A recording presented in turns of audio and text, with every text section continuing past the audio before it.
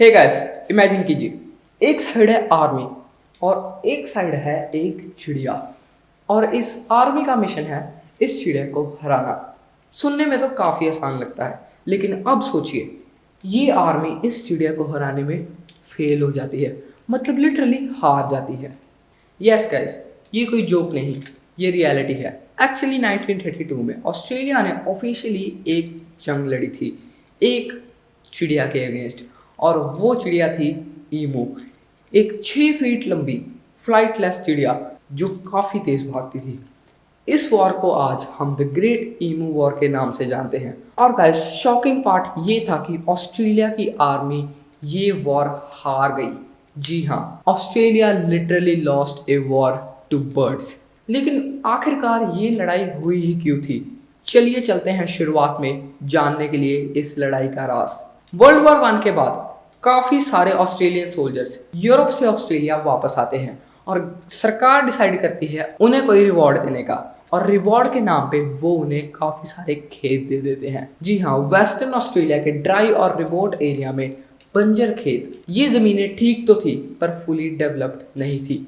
Farmers को खुद ही सब कुछ ग्रो करना था, कोई प्रॉपर इरिगेशन नहीं थी, और सबसे बड़ी प्रॉब्लम्स अनप्रेडिक्टेबल वेदर के साथ वाइल्ड एनिमल्स। ईमूज हर साल नवंबर के महीने में नॉर्दर्न ऑस्ट्रेलिया से वेस्टर्न ऑस्ट्रेलिया माइग्रेट करते हैं due to change of climate and food issues.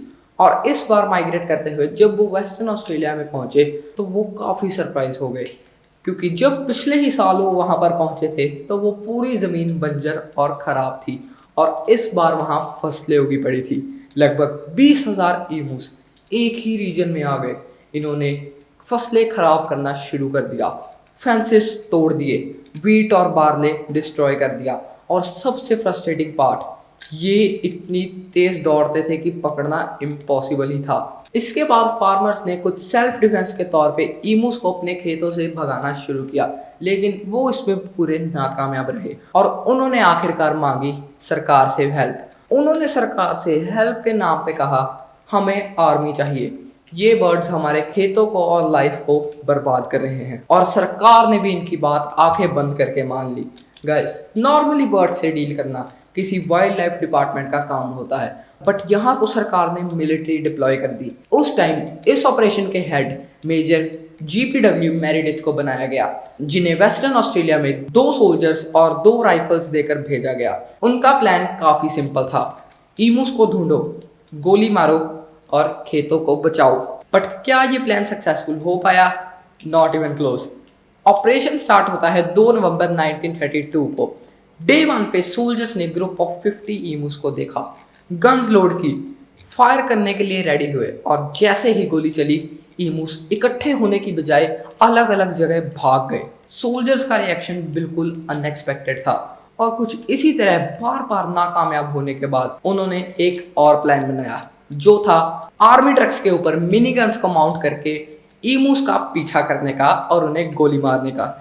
और जब ये प्लान बना उसके अगले दिन ही काफी सारे आर्मी ट्रक्स और मशीन गन्स मंगवाएंगी। मशीन गन्स को आर्मी ट्रक्स के ऊपर माउंट किया गया। नहीं, ये वाली मशीन गन्स नहीं, ये थी उस टाइम यूज की जाती थी Lewis machine gun.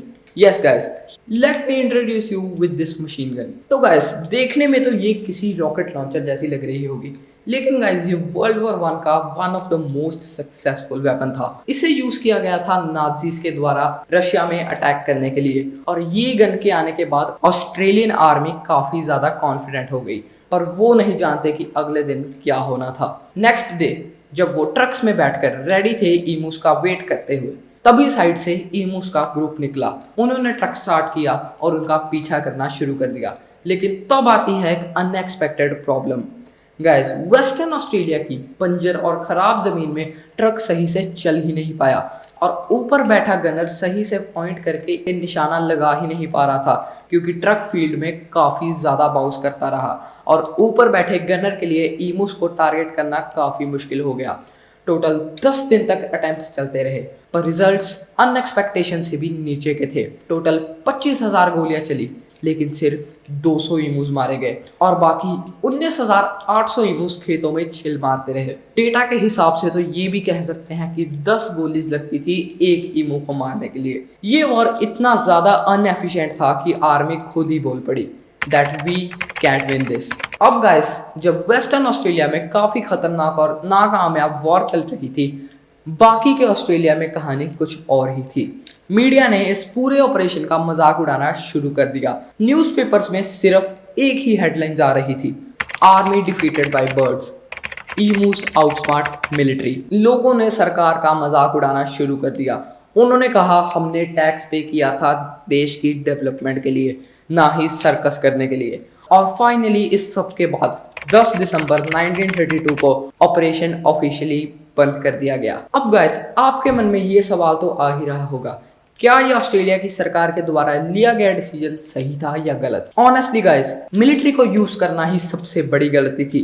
Problems birds की थी और इसका सोल्यूशन इकोलॉजिकल और साइंटिफिक होना चाहिए था, ना कि एक फुल ऑन मिलिट्री ऑपरेशन।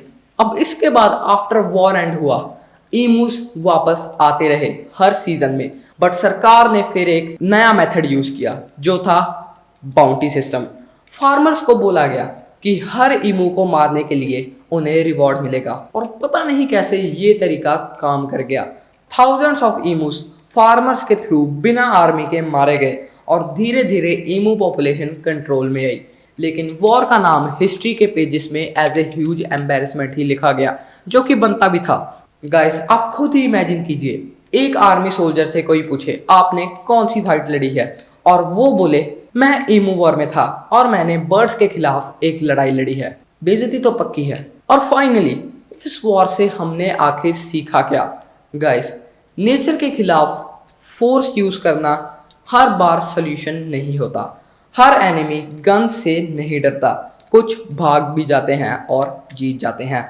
और सबसे बड़ा लेसन, कभी भी अंडर एस्टिमेशन मत करो, चाहे वो चिड़िया ही क्यों ना हो। और सच कहूँ तो ईमू से लड़ाई करना भी नहीं चाहते थे, वो तो बस अपना नेचुरल माइग्रेशन कर रहे थे। हालांकि उनकी जमीनों पे इंसानों ने फसलें उगा दी। सो रियल विलन में भी ह्यूमंस ही थे। तो गाइस, ये था ईमू वॉर का सच।